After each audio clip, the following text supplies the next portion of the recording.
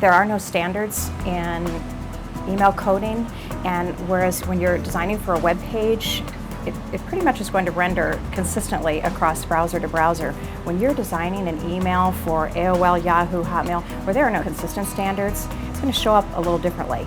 So you need to do a lot of testing to understand how that's going to perform and how that HTML code is going to perform for them. The other difference in email is truly how the subscriber views and engages the email.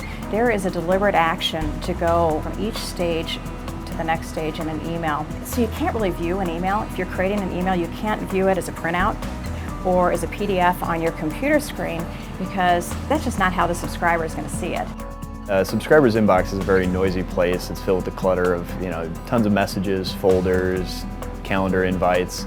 So having a chance to have your email stand out, you're really competing with a lot of different noise.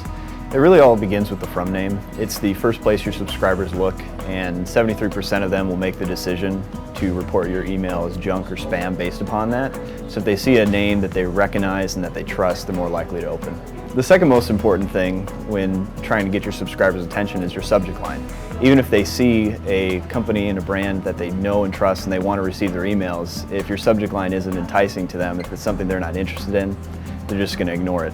So that's why it's really important to have a well thought out and well formatted subject line to appropriately whet their appetite to get them to open the message. If they click on the name of that email, a portion of that will display in their preview pane, and in most cases the images will be blocked, so all that's rendering is the HTML text that's behind the scenes. So that's why it's extremely important to include your primary call to action as HTML text and within that preview pane view. So that way, once they see that, they'll be more likely to download the images and ultimately open and read your email. And it's important that all this key information is what's considered above the fold, so what the subscriber sees before they have to scroll. And you're working in very limited time, and a lot of people will not scroll to the bottom to see your entire message. So by including your primary points and the most important information at the top, you're really maximizing your screen real estate. Well, you want to plan really carefully how to use images in your email. Images can be a great way to enhance the effectiveness of your message, but you really don't want images to be the main focus of your design. Rather, they should be a supplement to your design. It's really important that your email stands alone without the use of images. A lot of email clients are still blocking images by default these days, so your email really needs to be readable and stand alone without the use of those images, or if images are disabled.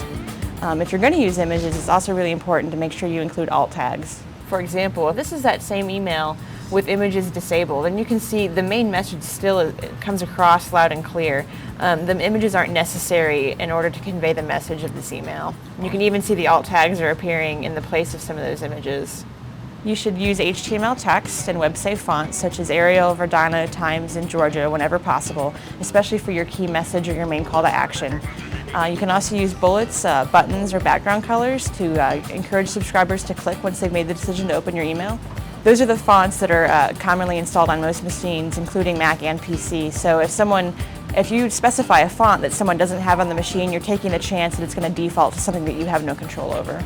A lot of marketers want to use multimedia in their email marketing campaigns these days.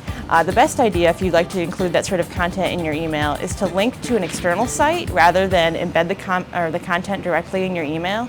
If you embed the content directly in your email, it's very unlikely that that content will function once it reaches the subscriber's inbox. If you'd like to include that sort of content, we suggest you take a screenshot and then link to an external site. That way you can include your video or your flash in your campaign without breaking down the subscriber's inbox. To really ensure that your email is successful in all those stages of email viewing, and also that it's rendering and displaying properly, is to test. You have to test continually, you have to test often. You can use a tool such as Pivotal Veracity's eDesign Optimizer is a great option to do that. You could also set up a number of free email accounts at Gmail, Hotmail, AOL, and test for yourself. It's extremely important to know your subscriber base and know your audience. If you know the majority of subscribers using a particular email client, it allows you to focus your testing efforts in those particular areas, so that way you're ensuring the majority of subscribers are seeing your emails in the way you want them to.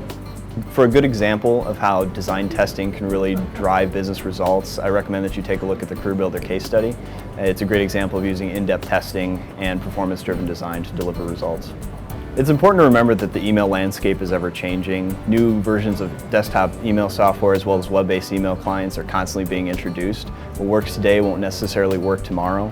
So we do recommend that you review and refresh your designs a couple times a year to ensure that they're working and performing and displaying the way that you want them to.